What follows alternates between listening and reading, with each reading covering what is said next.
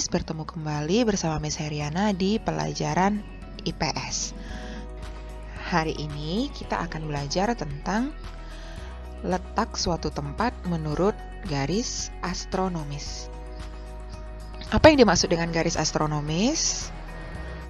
Garis astronomis adalah garis hayal yang terdapat pada peta atau globe yang berfungsi untuk menentukan letak suatu tempat di permukaan bumi. Garis astronomis terdiri dari dua, yaitu ada garis lintang dan ada garis bujur. Supaya lebih paham, coba anak-anak Miss perhatikan globe berikut ini. Garis lintang yaitu garis yang melingkar dari barat ke timur, seperti ini yang Miss tandai, atau garis yang horizontal pada peta.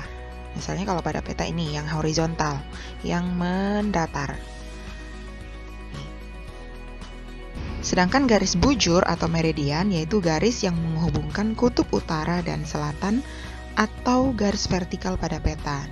Jadi ini utara, ini selatan. Nah, ini garis-garis yang kamu lihat berwarna biru ini dari utara ke selatan. Inilah yang disebut dengan garis bujur. Atau kalau pada peta yang dari atas ke bawah ini atau dari utara ke selatan, yang vertikal. Jadi sekali lagi Miss tegaskan, kalau yang dari barat ke timur seperti ini garis lintang, sedangkan dari utara ke selatan ini garis bujur. Garis lintang 0 derajat yang ini, yang membagi bumi bagian utara dan selatan sama besar, ini disebut garis lintang 0 derajat atau garis khatulistiwa. Jadi ini batasnya ya nak. Nah, dari 0 ini ke arah utara ini disebut lintang utara, sedangkan dari titik 0 ini ke arah selatan ini disebut lintang selatan. Begitu juga dengan garis bujur ya. Garis bujur itu titiknya itu berada di 0 derajat, yaitu kira-kira di sini, di kota Greenwich di Inggris. Nah, dari titik 0 ini ke arah barat disebut bujur barat. Dari titik 0 ini ke arah timur disebut bujur timur. Atau kalau kita dilihat dalam peta seperti ini adalah garis bujur 0 derajat sebagai titik patokannya. Jadi dari titik 0 ini ke arah barat ini disebut bujur barat. Dari titik 0 ini ke arah timur kemari ini disebut bujur timur. Masing-masing sebanyak 180 derajat. Karena bumi itu kan bulat, satu putaran penuh itu sebanyak 360 derajat. Jadi kalau kita bagi dua, masing-masing bujur ini mendapatkan sepanjang 180 derajat. Jadi garis lintang dan garis bujur ini atau garis astronomis dibuat di dalam peta atau globe. Dia berfungsi untuk menunjukkan letak suatu tempat. Nah, sebagai contoh, coba kamu perhatikan peta berikut ini. Ini adalah peta wilayah Pulau Jawa, tepatnya kawasan Jawa Tengah. Jadi, di sini ada garis bujur, garis-garis bujur yang vertikal ini, dan garis-garis horizontal yang kita sebut dengan garis lintang. Nah, di sini ada angka-angkanya di bagian atas. Ini garis yang ini, yaitu garis 108,5 bujur timur. Garis yang ini yaitu garis 109 bujur timur.